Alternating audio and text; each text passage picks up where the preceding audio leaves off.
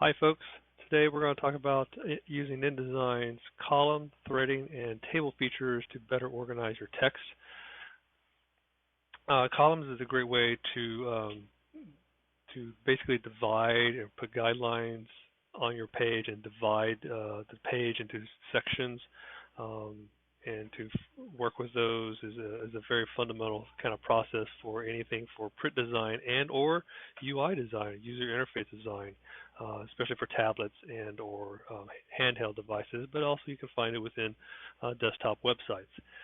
I have a tendency to want to use odd number columns as opposed to even number columns. Odd number columns ensure that you're going to have a design layout that's going to be asymmetrical. If you use even columns, it's going to be even or mirror each other if you split the design down the middle of the page. In this example, I'm going to use even numbers just to kind of give you an example of what it's going to look like. 4 is my minimum number I want to use for columns. It's because basically you can use each column to basically subdivide the page into equal width. And I go up as a number as high as 9 columns. It's a very more finite way of organizing data. So I'm going to put 4 here. And here's my document. And you can see here's your margins right here, your half-inch margins. And based on the number of columns you want, I have 4 columns, 1, 2, 3, 4. And then right here between each column is called a gutter. And the gutter is a space to where you don't have, it doesn't encroach one column or the other. And the fundamental idea with columns is that you design on the lines. So for instance, if I were to draw a text box here, I would actually start it here. And I can either have a 1-column text box or 2-column text box or a 3-column text box or 4 all the way across. The idea of using columns is basically a very fundamental way of being able to organize everything to make it look nice and neat. None of these columns and lines print when you print it. They would just look like that, and then you have this if you take away all the guidelines. So it's making sure that everything's even. So the fundamental rule about using columns is not to have the column in at an odd space like in the middle. There are certain occasions for that, but it's very limited when you do that. You want to keep everything on the lines. And the nice thing about columns is that it gives you the flexibility to change the height of a column. So I can make a column this high, or if I make a duplicate box over here, I can make the column this, or even shorter. Ultimately what it does is that it makes everything nice and neat when you take away the guidelines. And the same thing goes with images. You can do images such as this, and you design it on the columns. So I have a 2-column wide photo with a 2-column wide text box, and you can mix and match sometimes. So this gives a little bit more dynamics in your layouts. Say for instance, if I want to do a 3-column wide image and then 2-column wide text boxes. So there's a number of different ways to kind of work with columns. But that was the fundamental way of actually making sure your design looks nice and neat. I'm going to switch over to the other assignment here that we have and kind of show you a couple other things. Now, this is a number of columns here. So I have a number of text boxes and a number of image boxes. You can see that they're designed on the column lines. I am using even columns for this demo just because the information I have just will look nice and neat. It's only a 4-page brochure. But if you notice something different about these columns or these text boxes is that notice these lines here. And what this is that it's a threading process. So for instance, I have all this text over here, which amounts to about, if I remember correctly, about 1,200 words. 1,200 words will not fit in one page entirely, so it has to be spread out over multiple pages. And what this threading does for each column text box allows it to basically run the text from one box to the next box, and any edits that you do within one box will ultimately help push the text to the next box. The easiest way to thread a box, I'm going to go back to the other demo real quick. threading a box is a very straightforward process. You can do it in one of two ways.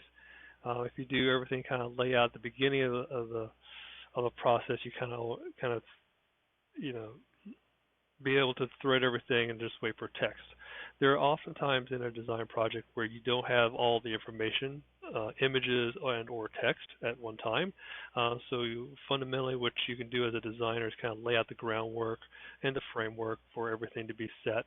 And then once you get the images and text, you can just pour it all in, and all you're doing is formatting from that point. But to thread a box, you want to use your selection tool, and you want to highlight one box, come down to the bottom corner here. We'll zoom in just a little bit. And you have your control corners, and then above the right corner, you have a little box that just kind of hovers there. And you click it, and it will basically know that you want to connect it with another box. You can see the little icon there. It says, "Where's another box?" And here's some text. And the mouse is the cursor is a mouse, or cursor is a smart cursor, and it knows what's underneath it. And it says, "Oh, there's a chain link," so it recognizes that there's a text box. Simply just click the box, and now you have them connected. And if you want to verify that, you might want to come up to the View section here and come to Extras and say Show Text Threads. And then you can see the box is threaded from one to the next. You can always interrupt a box, or you can change a box threading throughout a document. But notice that you have on the upper left corner, just below the corner, is that there is a little entry box, and then the lower right corner has a exit box. So back to the other design, I'll just kind of show you how it works here. I have all this text over here. I want to copy it all, and I'm going to put it in this top box here because this is the starting box for me for a project. And I want to drop it all in here, and we know all this text is not going to fit in here. And what happens is when you look at your InDesign layout, there's the box at the bottom right corner turns red as opposed to the others where they're either linked or they're just clear blue. That is an indicator that you have more text that can fit in the box. And then what I would do is that I would use my selection key again, click it, and it comes up, it comes up with this, again, it shows that there's text in there, and it shows like where do you want the box to go next. And this box is not connected, so I want to connect it from this box on the upper right corner of the page to this left column over here. And I want to say, okay. And since it knows that the other boxes are connected, it will automatically feed the information to the next box that's connected, in relation to it. And again, this is a project that I do for some of my students and about organizing text. And this basically is a brochure that outlines a degree program for the Visual Communications Department. I can look here that there's a number of information here that may not need to be here. And just remember that this box over here, which is 2 columns wide with the X through it, that's where the image is. That's where the logo is going to go later. But in this case, it's like I have to organize some information and start creating headers and subheaders and body text. So in this case, I probably would not use the Edmonds Community College because the logo is going to go over here. And I'll probably use the academic catalog, and you can simply hit what's called a soft return. A hard return is when you just do the enter key. A soft return is a command that allows it to be still part of the text above or below the line, and it's not a hard command. It basically kind of keeps everything intact with each other. So I'm going to do a soft command by holding down the Shift key and then hitting the return button. And I say academic catalog, and this is for the visual communications. Perhaps I'll take this off and then say, so this is kind of like the information in the upper right corner, and I'll probably want to align it to the right to let that go right side. And that's pretty much all the information I probably need there. Later I'll come back with the formatting process. I don't need this information for the program description to be here, but I need it to be over here in this left column. So what you would do is come into the Type tool, insert here, insert break character, and then you do what's called a column break. So this is basically going to put a break between this column and push everything to the next column. So I'll just do that. And you can see that the information is pushed right here. Here's program description. That seems to be like a header, so I probably don't need that. I'll probably hit another soft return here. And this is a lot about typography, is fixing little things and buttoning them up and tightening them up a little bit like that. So this is one paragraph, and it's also helpful to have your notes on how you want to break things up. And if you notice, I'm going to put this right column back to where it belongs, since we have a threading process kind of understood. If I were to hit more returns here, you see the information is being pushed to the column on the right because it's basically pushing down, and then subsequently, all the other columns on the document are receiving or eliminating, pushing information around. I'm just going to put that back up here. So ultimately, you're kind of breaking up the information. It's like this one here has an odd break. You want to bring it back into the sentence, put the space back in there. Maybe here's the general ed requirements, and then you can start moving things around where you see fit. So the requirements for me may actually be better in another location. And one of the process about a graphic designer is to organize your information effectively for everybody to read. So that in part of the next part of the organization is maybe perhaps to use what's called tables. And tables are an efficient way to organize, further organize information to where it's actually easier to read and easier to organize and exchange things. So it's a little bit a more dynamic way than just using columns to keep your information, a lot of information organized in an orderly fashion so it's readable.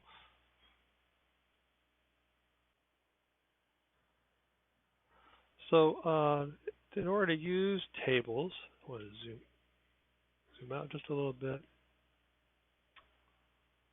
I have one built over here, but I want to show it to you from scratch, what to use about tables. And tables, again, is another thing that you might want to sit down and think about and, kind of sketch it out how much you want to, what information you want to put in there.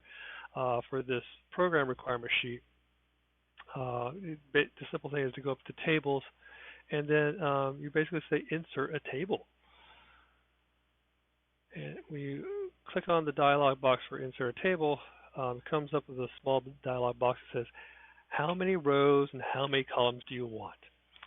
This is where I would probably sit down for a moment and kind of sketch it out a little bit. And since this is a planning sheet for a degree, I think some of the key information that you need to know, or a student would need to know, is like, what's the name of the class I need to take? What's the course number? When is it offered? And how many credits would it be? Does it require to take the class? So I would think about this. In this case, I would probably do 4 columns, and then there's a number of classes we need to fill in here. So I'll probably do about say 16 rows, and this is something you can always adjust later. But it's good to kind of have a good framework to start with, and you can always cut back if you have too many rows or too many columns. So I'll say OK. Whoops. Oh, whoops, I didn't mean to do that. You can insert a table inside of a text box, but in this case, I'm going to have it float independently. And then I created it with 4 columns and 16 rows, and it's asking me where do I want to put it. And simply like the text box or a shape box, you just kind of draw your box out where you want it. And I'm going to make it 4 columns wide, since it's probably the most important information. And there you have, let's see if I can line that up a little bit better here. And there you have a table. Now, what I'm going to do is I'm going to take away the guidelines so I can just see the table itself. You can see it's still a little ill-fitted.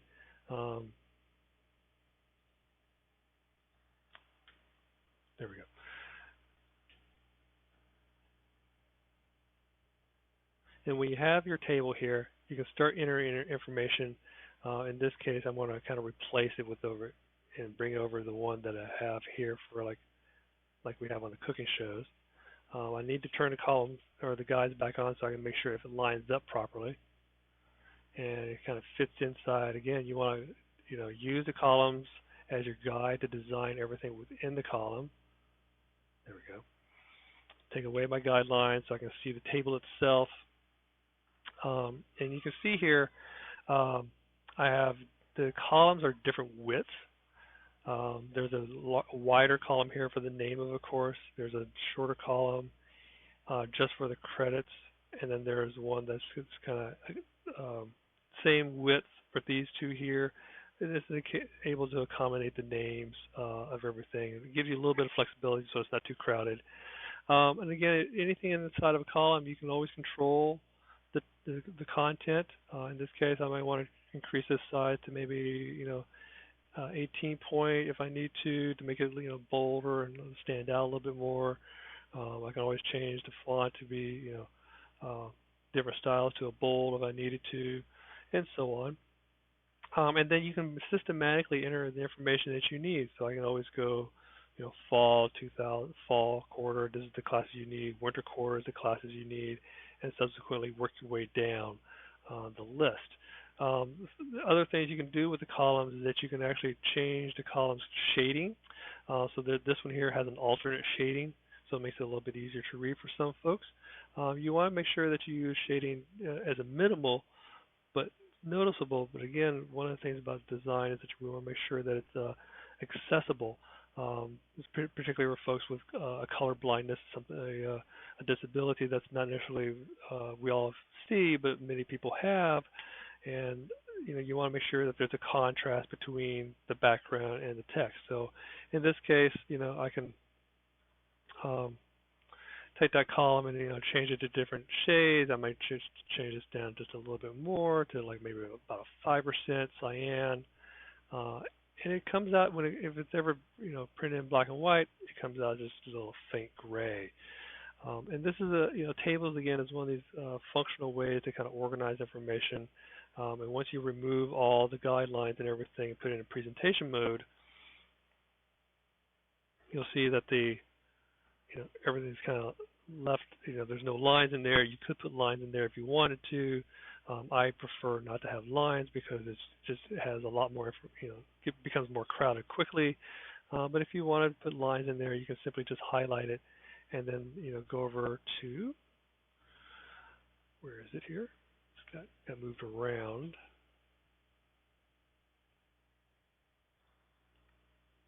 And then the other function of this, if you want to work with it, is using your windows, types, and tables. And there is a special panel just for tables alone.